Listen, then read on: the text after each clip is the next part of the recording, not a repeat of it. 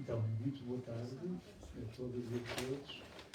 É com muita alegria que, enquanto coordenador da Cátedra Manuel Sérgio, abro mais esta sessão de lançamento do último volume da coleção Cátedra Manuel Sérgio. Enfim, trouxe aqui os 7 volumes que já compõem esta coleção para, de alguma forma, mostrar o peso que ela já tem.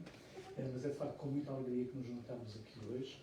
Eu gostava de deixar, antes de mais, uma saudação muito especial para algumas presenças que nos honram, não só a título pessoal, mas também das instituições que representam, o Carlos Pereira, do IPDJ, a Susana, que nos traz aqui, a Sra. Feitor, que nos traz aqui a Fundação do Desporto também, e também a sua presença e a sua carreira. Muito obrigado. O José Lima, que, embora seja o parceiro de trabalho na Cátedra, tem também um papel importante na coordenação do Plano Nacional de Ética do Desporto e que, enfim, é para nós uma parceria decisiva. Obviamente também a doutora Anabela, que aqui, enfim, coordena os trabalhos de edição e que é um protagonista também importante na construção desta coleção. Enfim, não direi muito sobre o livro, porque temos aqui depois 3 interlocutores para nos falarem deste livro, mas queria deixar uma palavra muito especial para aqueles que nos apresentam, que nos acompanham pelas redes sociais, porque de alguma forma são para a Cátedra também um público muito importante. Estes estudos que aqui reunimos neste volume são estudos que foram desenvolvidos no âmbito do seminário Manuel Sérgio, que é um seminário que decorre, enfim, com o recurso a uma plataforma de videoconferência, e, portanto, nos permite estar em contacto com um público muito mais alargado no território, e também até alguns amigos da Cátedra que eu sei que me disseram que estariam a acompanhar-nos, incluindo provavelmente o professor Manuel Sérgio, que, enfim, se tivesse condições pessoais para isso, estaria com certeza a acompanhar-nos. Portanto, um cumprimento muito especial. Eu darei uma palavra inicial nesta abertura também à doutora Anabela Antunes, que falará pela editora, e depois teremos também o gosto de ouvir o Dr. Carlos Pereira, que representa o Conselho Diretivo do IPDJ e que é um parceiro fundamental do trabalho desta Cátedra. Aliás, a nossa colaboração começou ainda antes da constituição da Cátedra, em 2015, quando fizemos o primeiro colóquio internacional de Desporto, Ética e Transcendência. É uma colaboração que muito estimamos e, por isso, é com muito prazer também que ouviremos a sua saudação. Doutora Anabela, se faz favor. E agradeço desde já as palavras do professor Alfredo Teixeira e este acolhimento que tivemos. Cumprimento todos os presentes e também os que nos acompanham à distância. Só para referir que depois também esta gravação, a partir do nosso Facebook, vai ficar também no nosso canal YouTube, para podermos divulgar para outras pessoas. Enquanto editora, gostaria de referir a honra que temos em editar esta coleção. Desporto, Ética e Transcendência é de facto uma homenagem muito merecida ao professor Manuel Sérgio, à sua dedicação a este tema, à sua inteligência e abertura de pensamento relativamente a este tema. Tem sido muito gratificante ver o ritmo, que é sempre uma coisa muito difícil para os coordenadores, manter o ritmo de uma coleção, e para nós, de facto, é muito gratificante ver que todos os anos temos novos títulos, todos eles sempre muito interessantes e que permeiam debates sempre muito, muito úteis. O primeiro livro, lançado em finais de 2019, este 7º livro, lançado em finais de 2023, de facto reflete esse ritmo editorial bastante positivo. As capas são algo que a editora permeia, não é? Que é sempre o cartão de visita, o primeiro contacto com os leitores, aquilo que leva o leitor a pegar no livro, e de facto congratular também a escolha destas fotografias tão interessantes e que permitem tornar a obra não só bonita no exterior, como interessante no seu interior. Não pongo mais, portanto, esta colaboração do CITER e da Cátedra, aqui também com o professor Alexandre Palma a representar o CITER, que agradeço muito, é sempre muito bom ter a sua colaboração. E desde já passo a palavra então ao nosso parceiro destas edições, Dr. Carlos Pereira. Exatamente, eu também sou Pereira, lembrava disso. Então começo, boa tarde a todos e a todos, começo por cumprimentar a doutora Anabela Pereira, precisamente, editora desta coleção, e mais uma vez reiterar o agradecimento por se constituir também como parceiro desta cátedra e alargando mais do Plano Nacional de Ética no Desporto. Agradecer naturalmente o convite do professor Alfredo Teixeira, que coordena tecnicamente a cátedra. Se não me engano, fizemos o acordo mais formal depois desta conferência já em 2019, talvez, não é? Já vão uns anos, e uns anos muito pródigos em conhecimento, não é, professor Alexandre?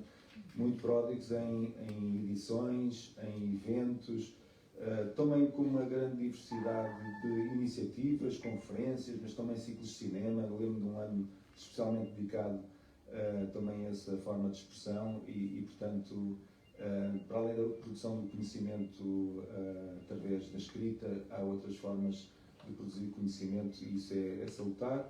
Cumprimentar a Susana Feitor, também, da Fundação, é um gosto vê-la. Enfim, os moderadores, agradecer aqui a disponibilidade também para fazer a apresentação do livro.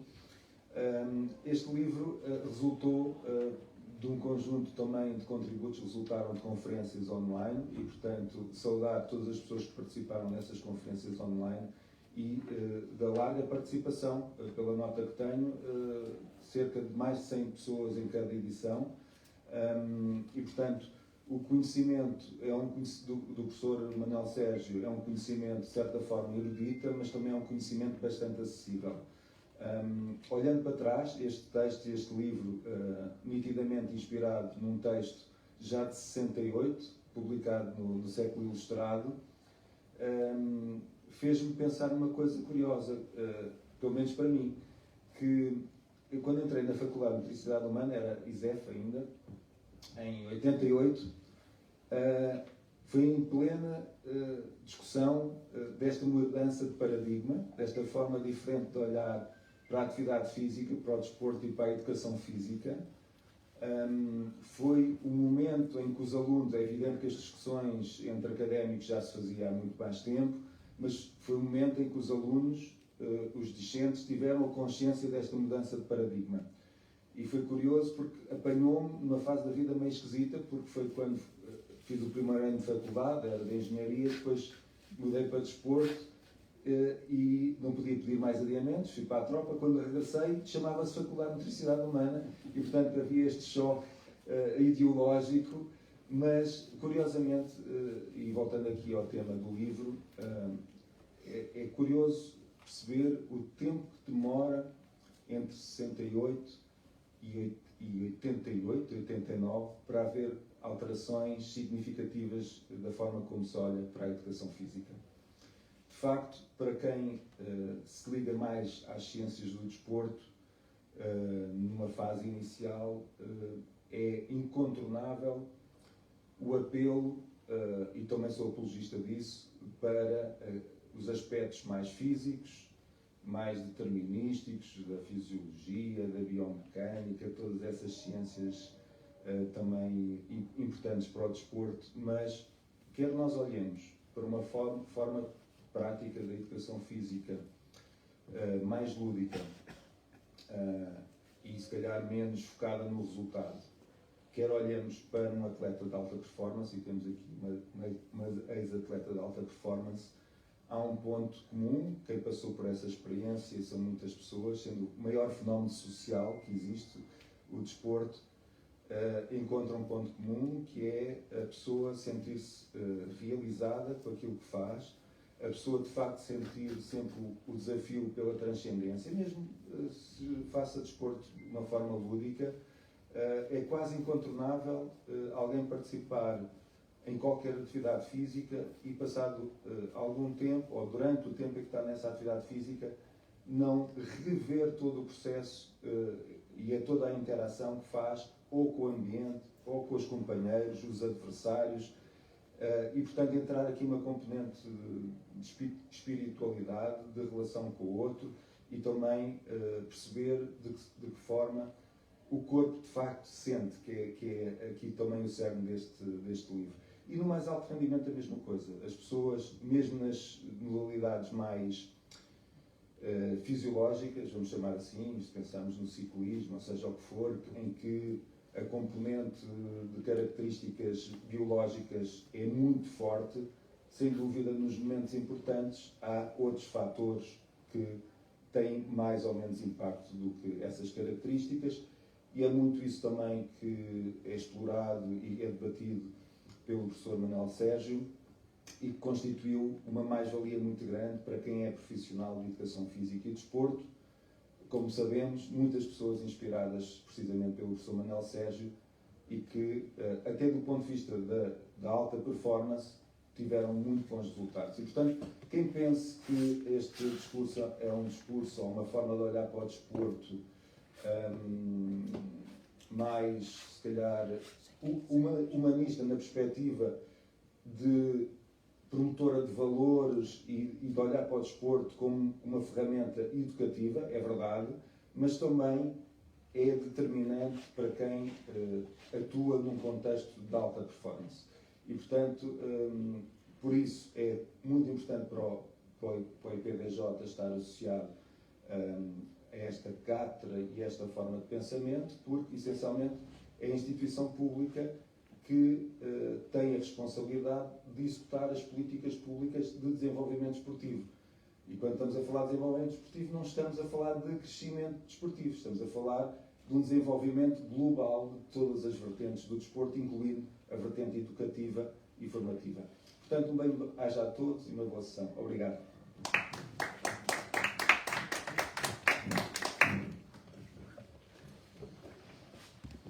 Então, muito boa tarde.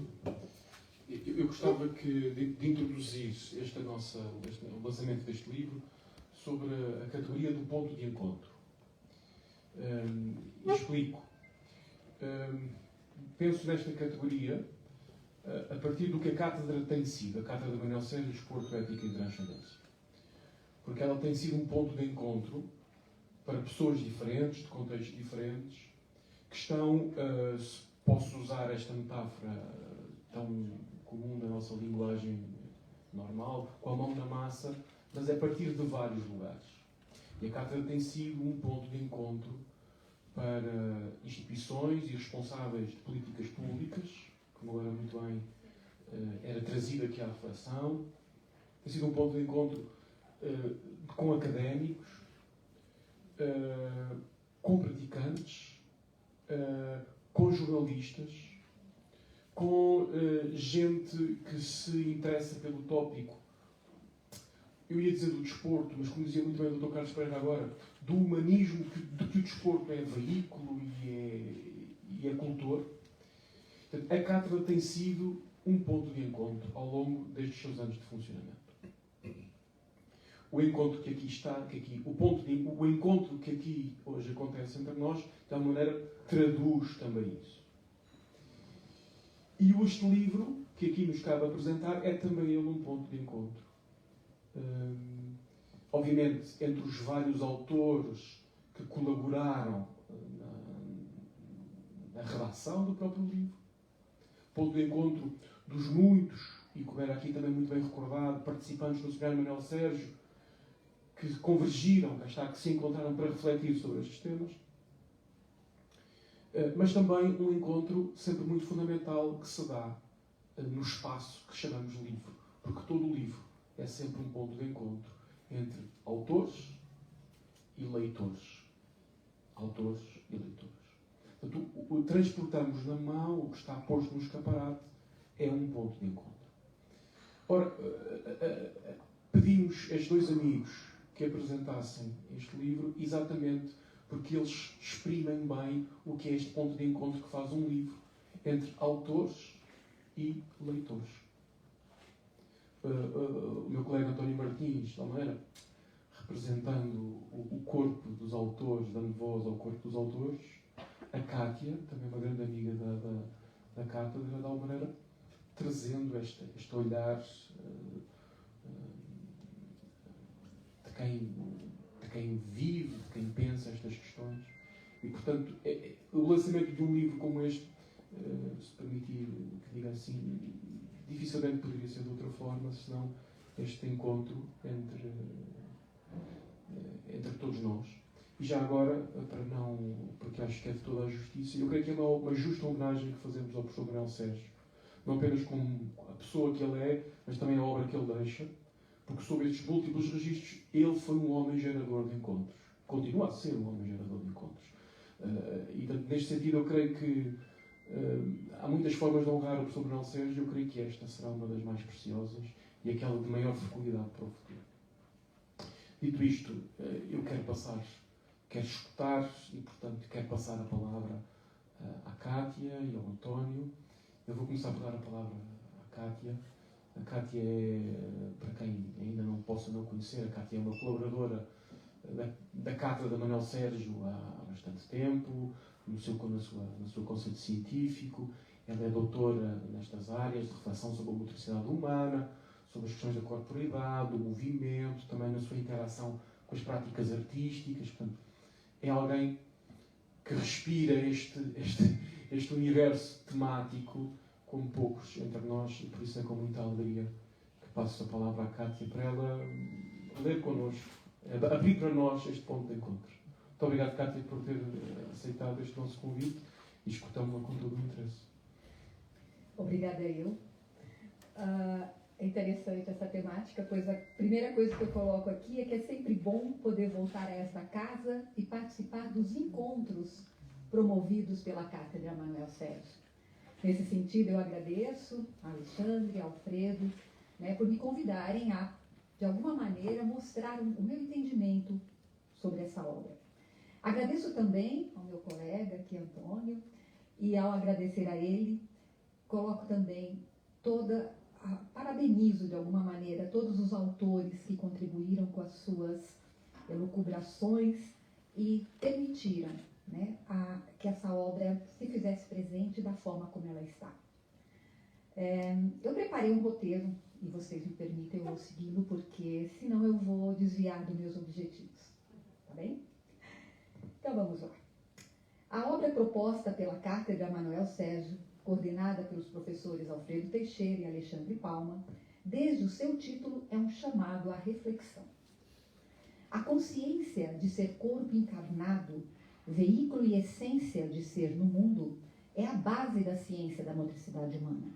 E aqui consolidou-se como um caminho a ser trilhado para proporem uma teologia da motricidade humana e assim explicitarem: esse é o meu corpo. Diferentes indagações são apresentadas ao longo dessa leitura. E se em um primeiro momento nos questionamos de que corpo falam, permitam dizer que ao término da leitura, muitos outros questionamentos irão surgir e vos inquietar.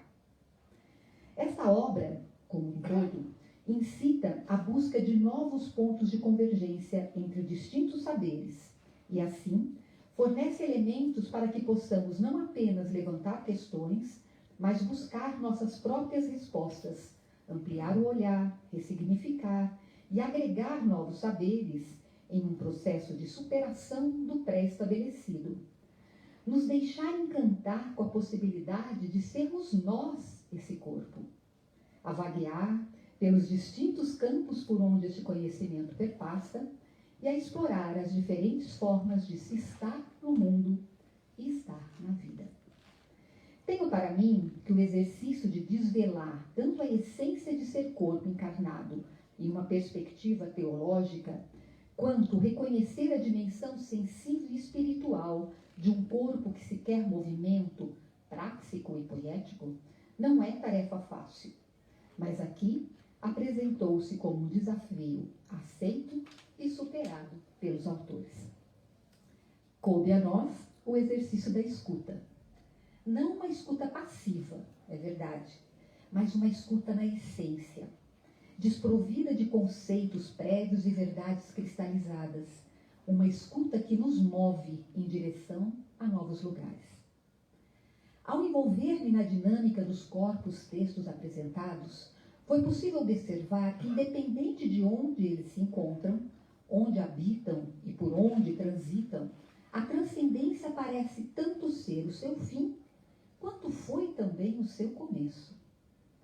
Há muito que as obras publicadas pela Cátedra Manuel Sérgio indicam que compreender a transcendência é encontrar o núcleo do pensamento deste filósofo. De tal modo, assinala que é necessário reconhecer a sua origem para poder avançar.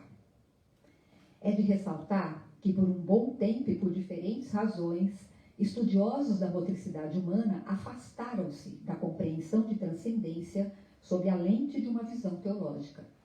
Falo por experiência.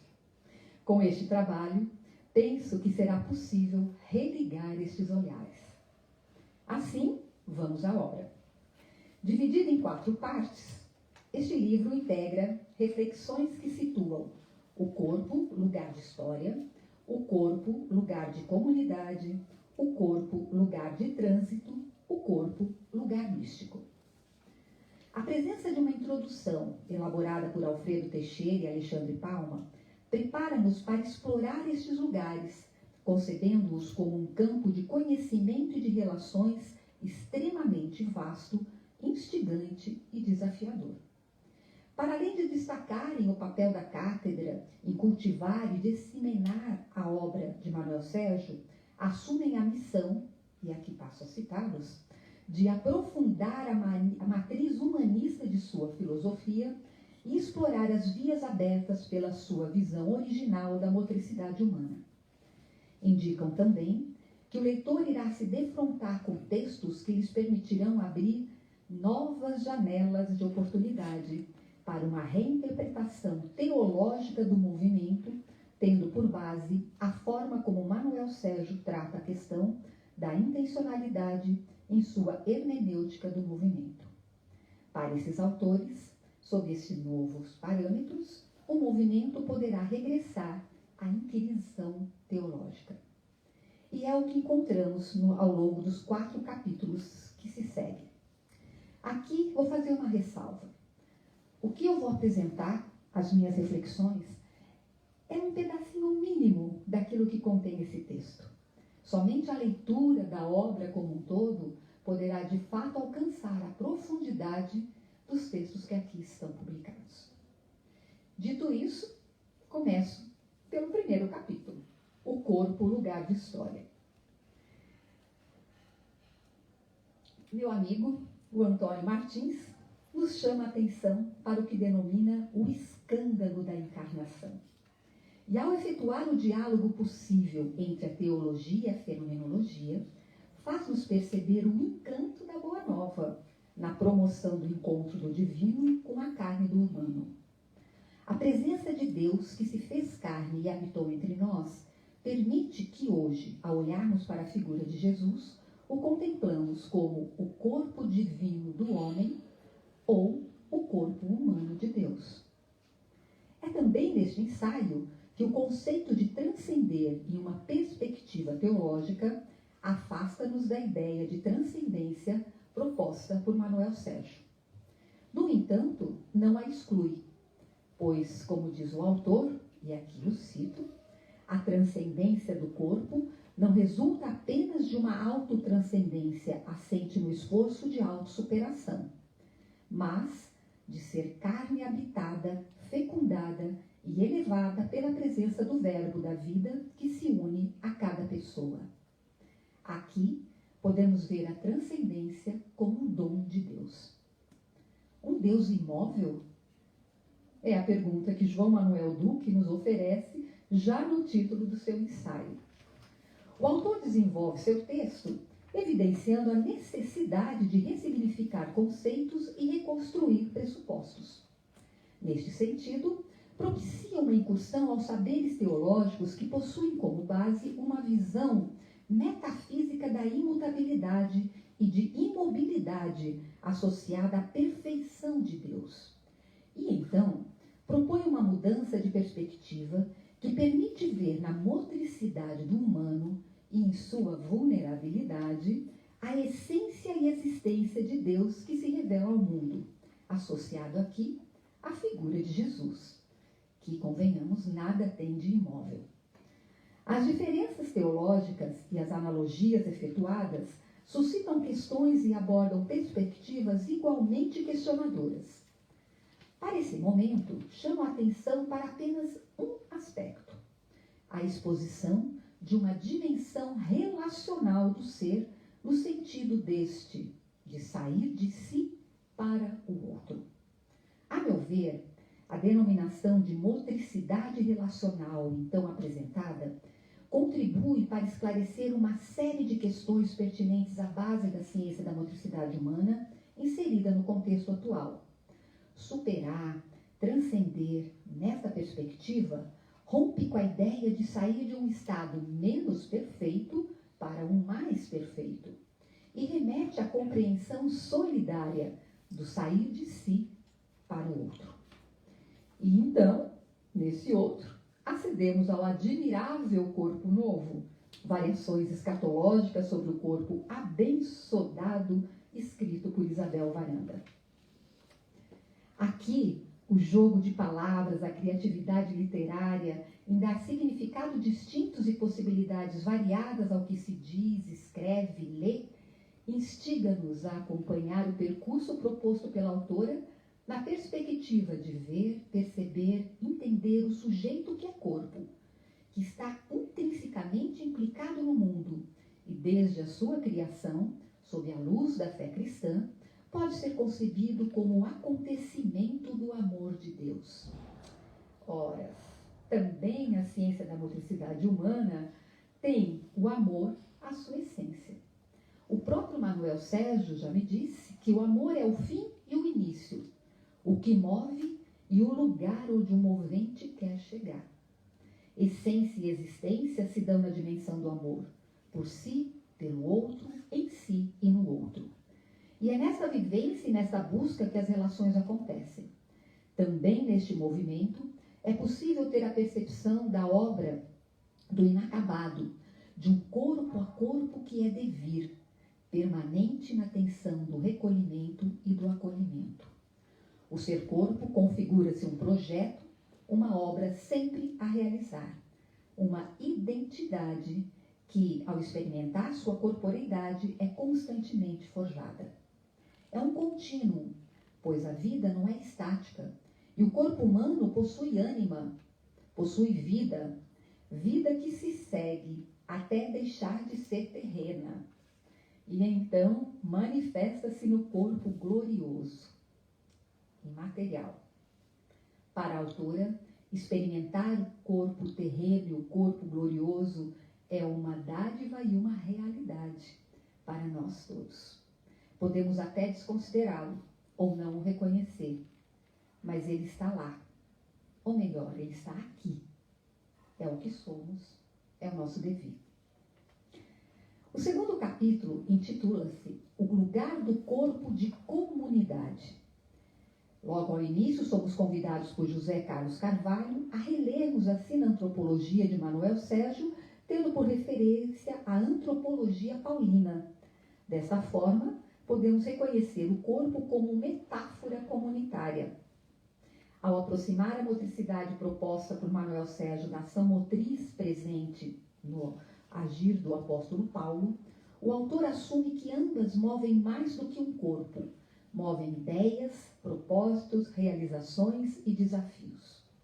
No diálogo estabelecido entre essas duas áreas, vai desvelando suas semelhanças, e entre elas destaco a ideia de unidade de um corpo, que é ao mesmo tempo sax e soma, a concepção de um humano pluridimensional, o aceite de uma intencionalidade movente que pode levar a transcender e se transcende.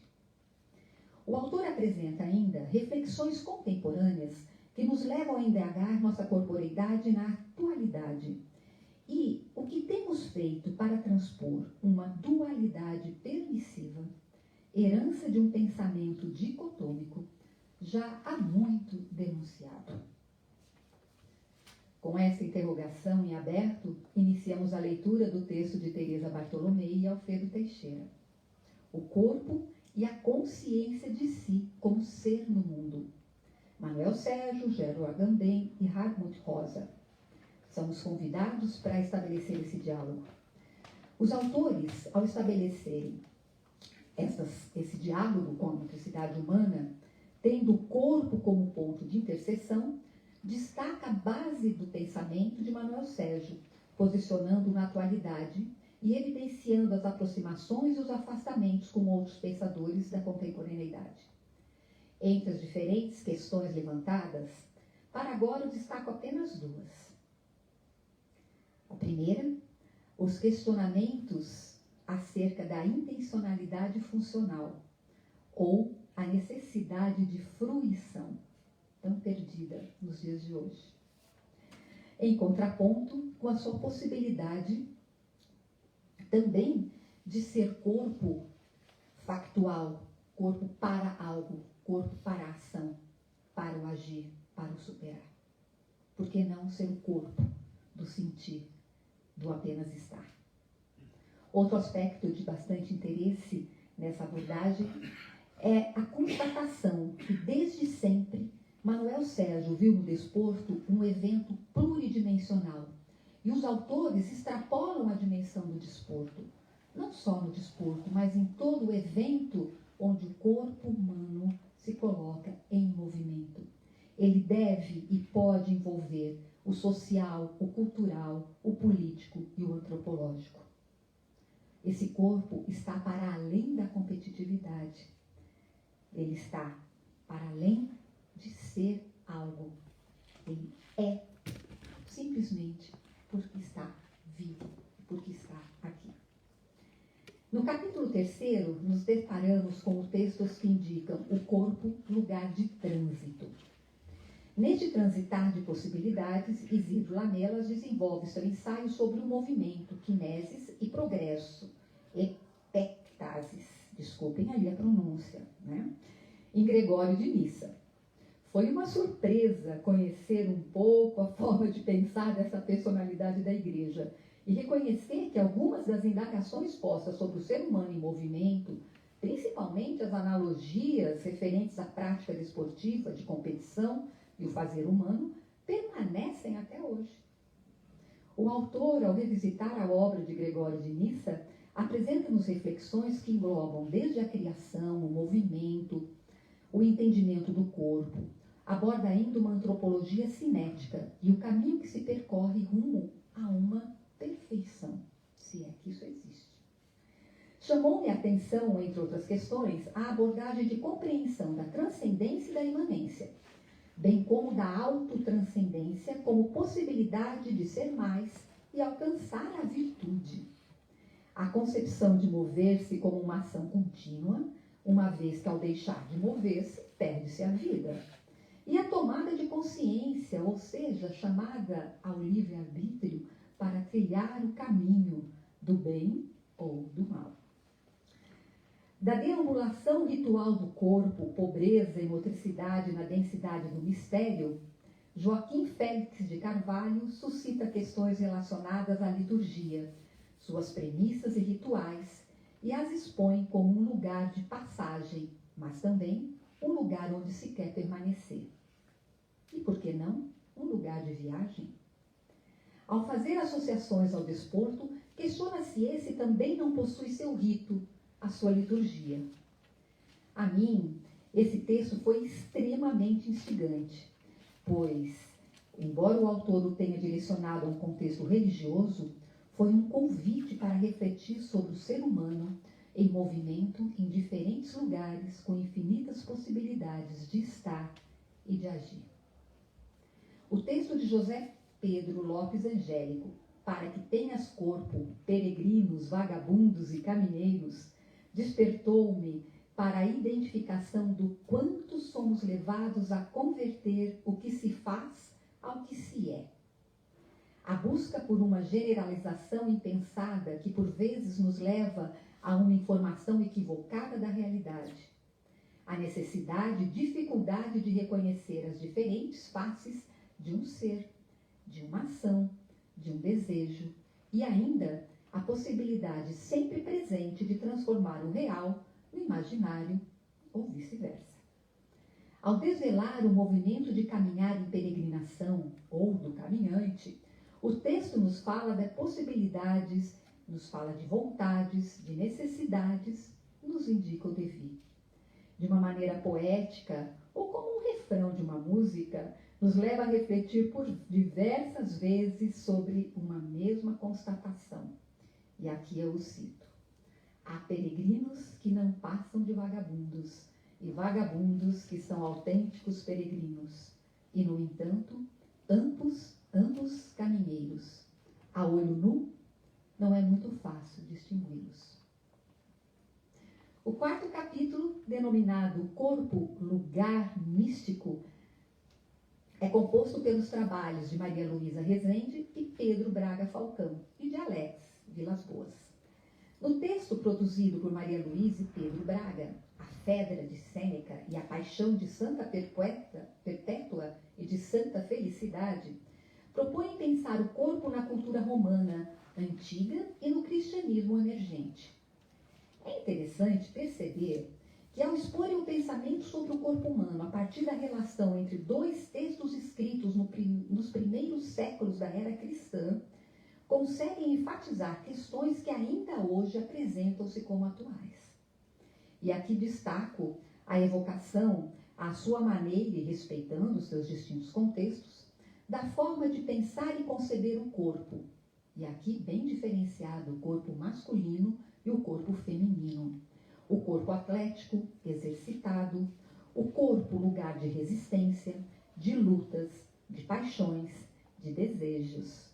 Evidenciam também o valor e o respeito que se dava à vida e, por oposição, à morte, e seus caminhos de redenção. Poderia ser mais atual questões como essas? No último ensaio, Ora elabora espiritualidade da exercitação física, Alex Vilas Boas nos convida a pensar a espiritualidade como uma busca de sentido e disposição para a transformação de si e consolidação de um estilo de vida, desde a cultura da exercitação física até a experiência concreta da vida cotidiana que uma pessoa faz do seu corpo.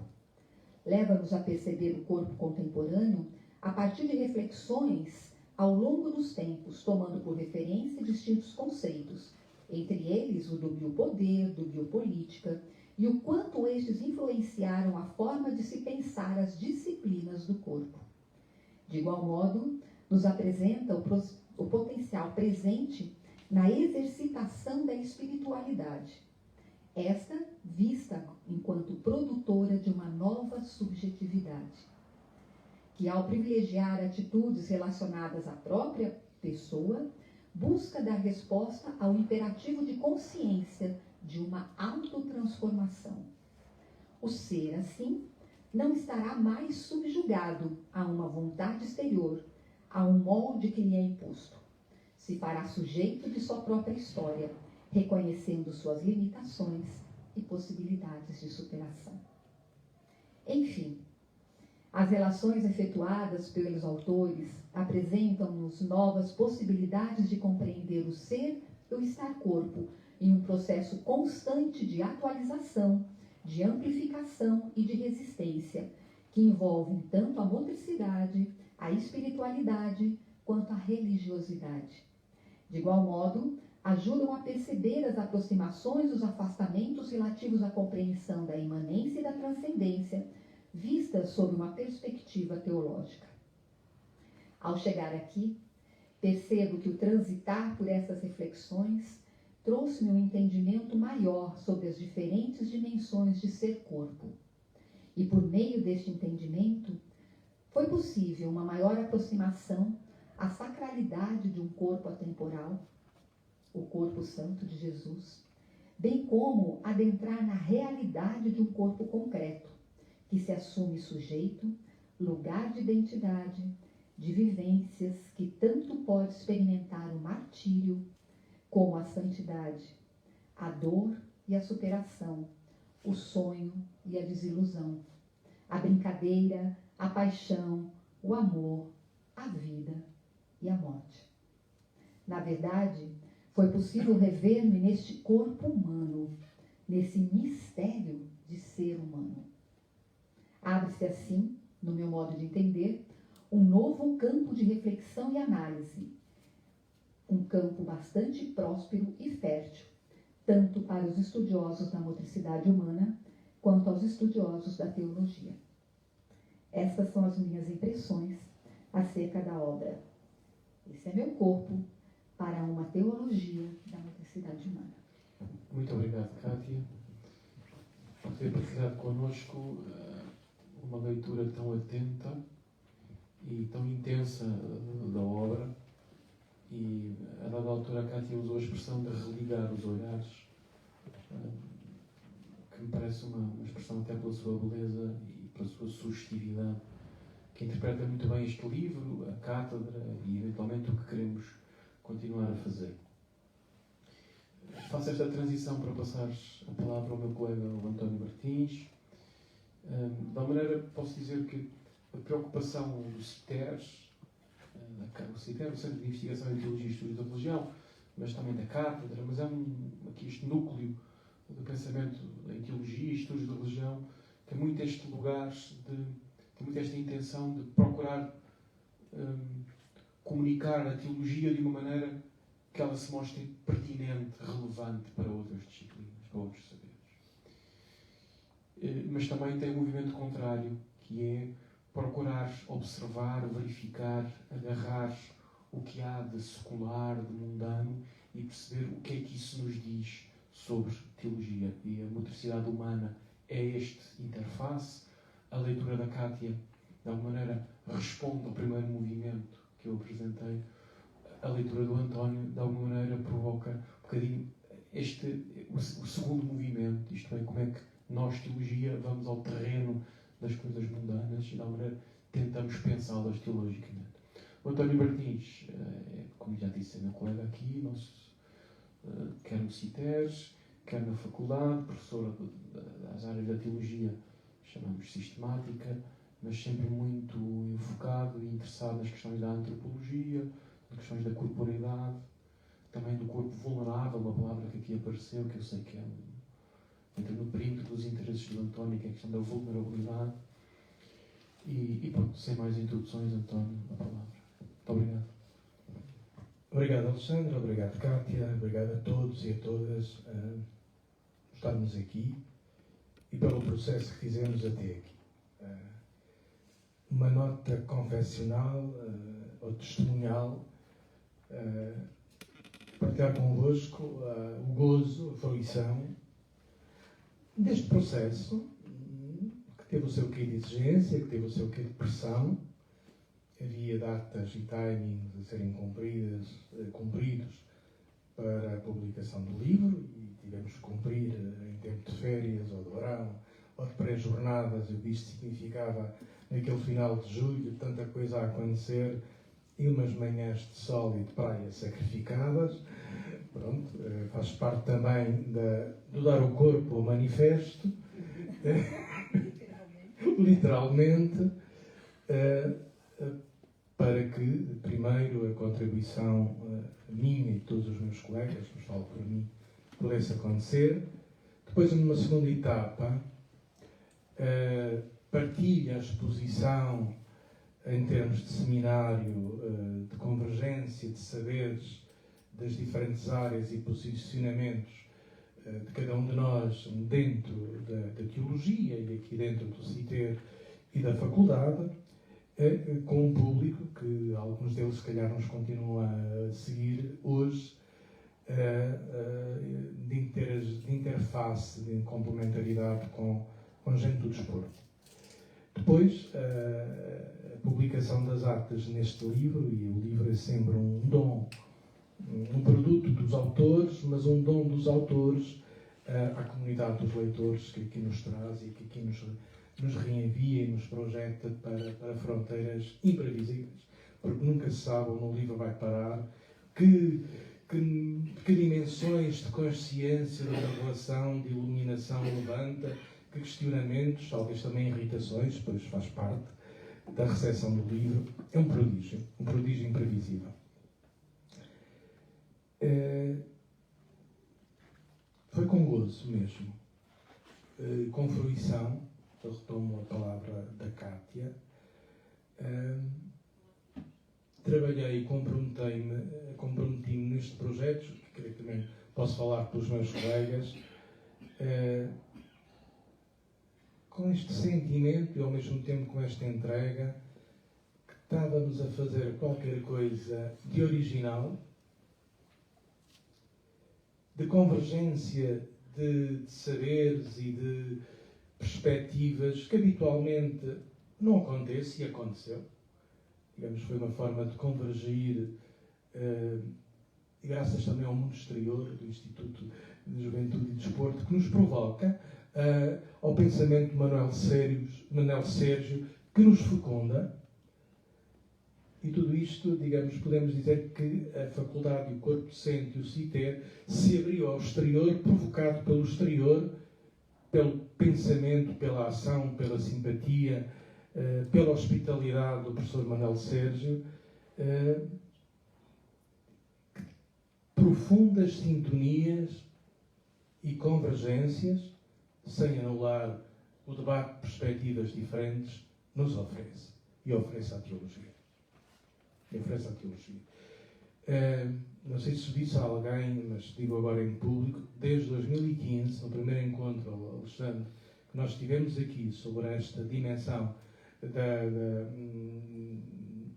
da herança do professor Manuel Sérgio e da cátedra que não estava instituída, mas o professor Manuel Sérgio esteve presente nesse debate em que eu próprio interagi com ele, percebi aqui há uma ponte de convergência profundíssima. Falamos a mesma linguagem. A mesma linguagem de uma filosofia fenomenológica é a mesma linguagem de uma antropologia teológica que bebe no mistério da encarnação deste Deus que faz carne e que nada do que é humano, nada do que é vivido, nada do que é sentido, nada do que é fruído, nada do que é sofrido, do nascer ao morrer, faz parte do humano e faz parte de Deus. Isto é prodigioso. Eu gosto da palavra escândalo da encarnação, tem o seu quê de provocatório na linguagem, mas ao mesmo tempo de um acontecimento que foi contracorrente e será sempre. Um Deus que se faz carne e que nada do que é humano lhe é indiferente. Faz parte do ser de Deus. E se calhar o ser humano altera o próprio ser de Deus. Cheio de heresia, mas deixem passar. Talvez. Porque Deus não pode ficar não pode ser o mesmo depois de ter lá ter em si mesmo no Filho esta profunda finitude, a fragilidade, a dor, a alegria, o orgânico, o físico, porque o nosso corpo é síntese do universo, pelo visto é químico e orgânico, microcosmos, como diziam os clássicos, e é uma palavra a recuperar. Tenho uma paixão pelo corpo, toda a gente sabe, e é o meu lugar epistemológico, é o meu lugar teológico, e agradeço ao Alexandre, ao Alfredo, estar envolvido também nesta fecundidade de conhecimentos, nesta transgressão de saberes, neste atravessar atrevido de fronteiras, porque é. E é fecundo para todos nós que entramos no processo e para as instituições e para a Faculdade de Teologia e para o corpo docente. Obrigado. Minha gratidão. A filosofia fenomenológica fez uma revolução no princípio do século XX. Continua, sobretudo em âmbito germânico, francês e um pouco nós, mais periferia europeia, que bebemos, sinceramente, desta corrente filosófica francesa que se distancia e combate a herança cartesiana e a herança racional, racionalista e iluminista e recupera a densidade do vivido, a experiência. Nós não somos um corpo-objeto meramente orgânico, somos mais que isso. Somos um corpo que sente, que vive, que rejubila, que sofre, que padece, que nasce, que morre, que se encontra. O corpo é a incorporação do mundo e ao mesmo tempo é a nossa presença no meio do mundo. Nós interagimos com o mundo e com os outros através dos sentidos. E vem aqui a fenomenologia da percepção, que está na base da epistemologia, da motricidade humana e da autotranscendência do professor Manuel de Sérgio, que é um livro também, um autor profundamente fecundo para a teologia, embora ele seja, tem várias dimensões. Primeiro foi de herança cristã, depois foi de herança marxista, depois foi de herança agnóstica, mas nunca rejeitou, curiosamente, nunca rejeitou a dimensão da encarnação, que se torna para ele conceito filosófico. É curioso que um conceito teológico se torne, na construção epistemológica e fenomenológica de Merleau-Ponty e também do professor Manuel de Sérgio, um conceito filosófico. E aqui o prodígio, através da fenomenologia, da convergência e da interseção entre teologia e fenomenologia. Eu atrevo-me a dizer, a fenomenologia chegou ao mistério da encarnação primeiro do que a teologia no século XX. A teologia vem depois. Veio nos anos 30, veio nos anos 40 e mais recentemente de uma forma mais sistematizada, mais aprofundada. Mas a fenomenologia acolheu de uma forma original e revolucionária o contributo, se calhar mais autêntico, para a cultura, para a antropologia, que o cristianismo tenha dado, que é a dimensão da grandeza e, ao mesmo tempo, citando Pascal, da fragilidade da carne. Eu gosto de dizer, e gosto de praticar, o corpo como lugar teológico, e é. Este livro é a prova disso. Convergência de vários saberes, desde a liturgia, à ascética, ao mistério trinitário, à antropologia teológica, à antropologia, à sociologia, que a Cátia acabou aqui de sintetizar maravilhosamente. Nada da reflexão teológica fica fora da nossa condição corpórea. O corpo entra em tudo. Não pode ser diferente. Outro ponto, e se calhar é outro ponto, que já aqui estamos a praticar, e que se calhar poderá ser possível também com um projeto futuro, o corpo como lugar epistemológico, de convergência de saberes, de ponto de encontro, de transgressão da teologia com a dança, da teologia com o desporto, da teologia talvez com a medicina, em que nós atravessamos as fronteiras sem complexo, transgredindo também as nossas dimensões mais assanhadamente identitárias. Porque todos temos a ganhar com esta dimensão epistemológica, transdisciplinar, que o corpo pode oferecer à convergência dos saberes humanos. O corpo é dança, é movimento, mas também é quietude. E quando se fala de uma teologia do movimento, também nos podemos questionar se não há movimento na quietude interior, e tantas viagens se fazem pelo abismo do coração e pelo abismo de Deus no coração, na nossa mais profunda quietude. E aqui, digamos, a mística está sempre o corpo ao manifesto. e, ao mesmo tempo, o corpo na experiência de Deus, que é profundamente antropológica e profundamente transcendente. E, a certa altura, a transgressão de categorias, totalmente humana e totalmente de graça. Já não percebemos bem onde é que passa a fronteira. Esse é um trabalho, talvez, a desenvolvermos. Eu estou convicto disto. O corpo como lugar epistemológico que converge antropologia cultural, antropologia filosófica, artes, dança, literatura, medicina e tantas outras dimensões que podemos aqui convergir. Arquitetura também, porque o homem precisa de espaço para habitar. E poderá ser também um desafio para o futuro esta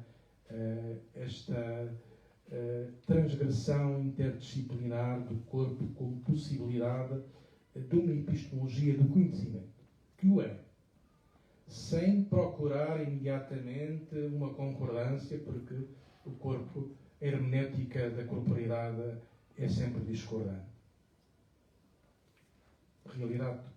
Isto é o meu corpo, significa, há vários significados e várias experiências do corpo, todas legítimas e todas possíveis de se complementar e de se fecundar umas às outras. Na tradição cristã, que é curioso, eu gosto de dizer isto, também que é um contraditório e paradoxal, uma herança da carne, do Deus que se faz carne, e ao mesmo tempo tratou tão mal a carne. A exaltação do corpo e ao mesmo tempo a repressão do corpo. Os paradoxos e as contradições dentro da própria experiência cristã.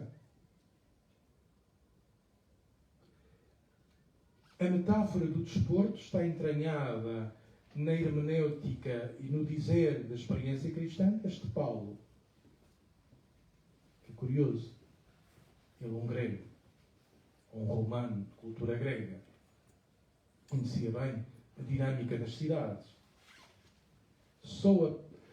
Caminho para Cristo que me apanhou. Isto é paradoxal. Então, se já apanhou, porquê que caminha? Caminha não, corre. E no estádio todos correm. Nós não corremos por uma coroa de louros, mas por uma coroa de glória. A experiência cristã acolhe a prática desportiva e, vamos dizer, transfigura. Dá-lhe outro significado. Ressignifica. Como podemos também, e o trabalho foi feito, fazer uma analogia ou uma interseção entre a prática ascética e a disciplina desportiva, que é um autodomínio do corpo, das paixões, das emoções, dos apetites, da vontade de comer, da vontade de dormir, desta tentação preguiçosa de engordar que a ascética contém, procura conter, e aqui pontos de interseção com a ascética também, ou com a disciplina do autodomínio próprio da atividade desportiva. Ponto de encontro ao longo de toda a tradição cristã. Isto significou a repressão das paixões, do desejo, do eros. Tudo isto é paradoxal e é contraditório.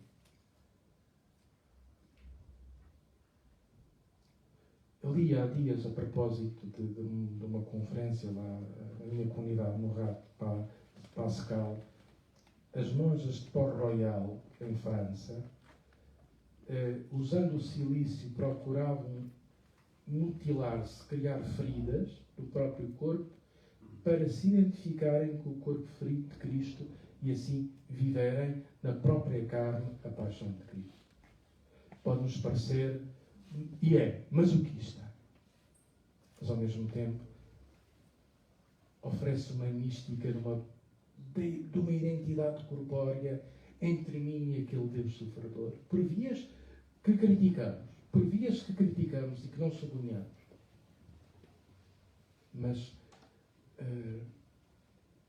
atrevo-me a dizer que há os testemunhos que elas foram felizes assim. Isto é complexo e é problemático. Precisamos de recuperar a fruição. Precisamos de recuperar o gozo. Precisamos de recuperar a dimensão do prazer.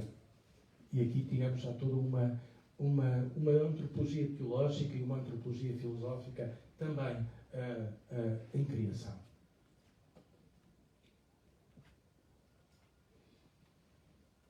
Duas notas finais. Por este caminho, e o professor Alexandre disse no início, a teologia é capaz de procurar ou de oferecer a sua própria credibilidade. Não tem medo, nem vergonha, nem inibição de entrar na praça pública comungando das inquietações contemporâneas, fazendo história, autocriticando-se e recebendo o melhor que o conhecimento e a experiência humana de hoje oferecem. Não. Falar, diz-nos Hannah Arendt, falar bem do homem já é falar bem de Deus. E tudo, e todos, e todas as experiências, e todas as literaturas que falam bem e dizem bem da condição humana interessam, sinceramente, à teologia. É transgressivo? É. Uma nota que me tem deixado inquieto neste processo de uma teologia da motricidade humana. Eu não sei responder, mas coloco a questão. A palavra motricidade faz-nos recordar motor. O motor não tem ainda uma linguagem mecanicista. Ou seja, ainda não estaremos ainda dentro de uma concepção mecânica do corpo. Eu não sei. Fica a questão. Mais inquietação do que propriamente caminhos de pista. Não tenho nenhuns. Não tenho absolutamente nenhuns. Mas poderá ser um ponto de partida para outras aventuras do futuro. Muito obrigado. Como já percebemos, o António está mortinho por escrever os próximos ensaios. Já apresentou um índice para 3 ou 4. Muito obrigado, António. Eu creio que resulta evidente para nós que aqui estamos e para aqueles que nos acompanham e para aqueles que nos leem, que é evidente o título deste livro tem obviamente uma forte ressonância não apenas da teologia em geral, mas da expressão cristã dessa própria teologia. Não é? Essa ideia de este é o meu corpo. Já ele remete para uma certa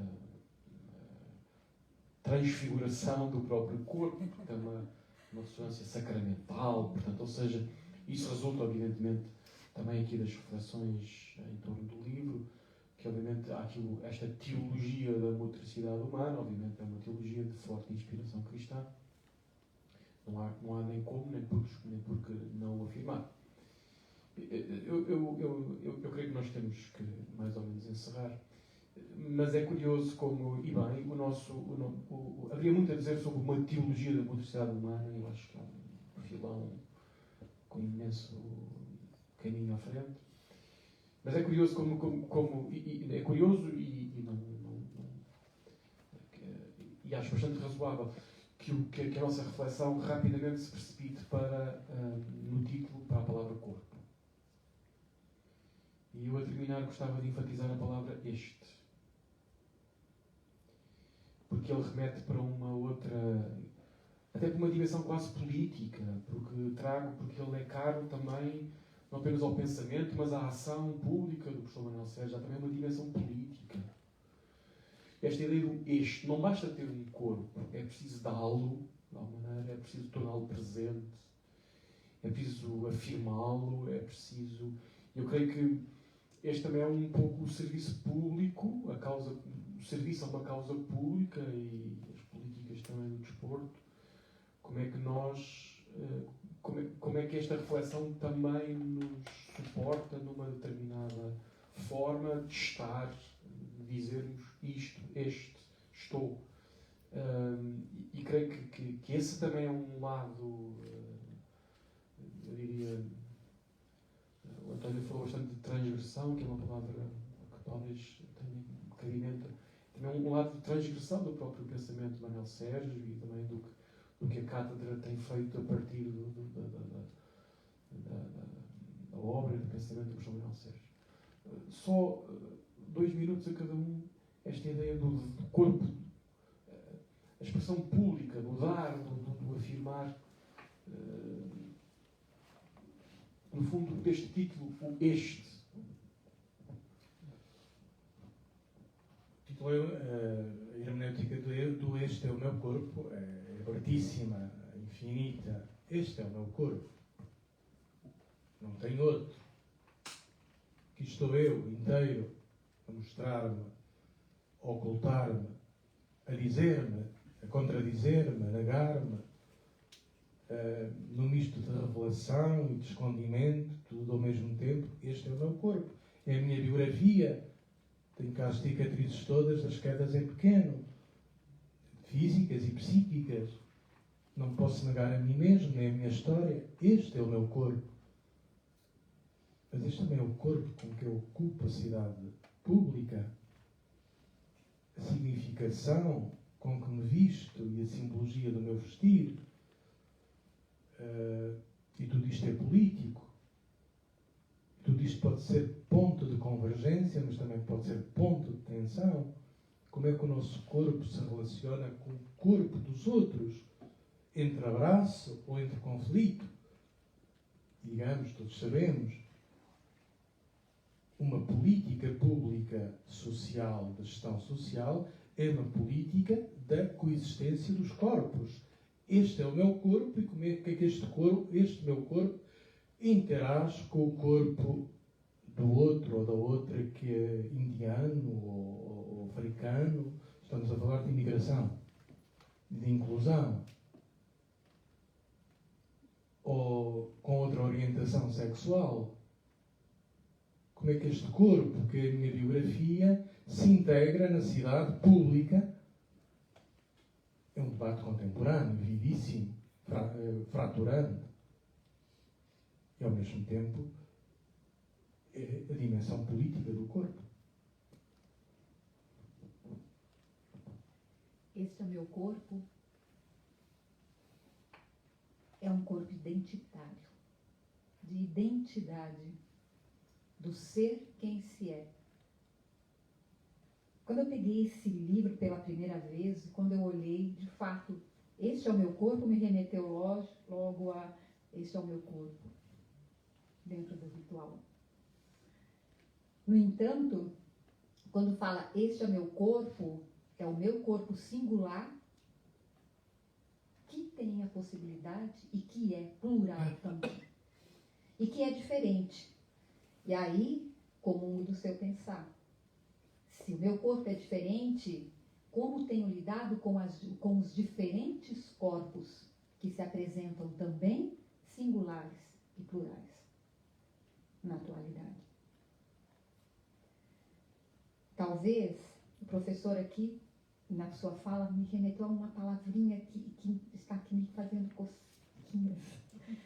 Ou seja, fronteiras.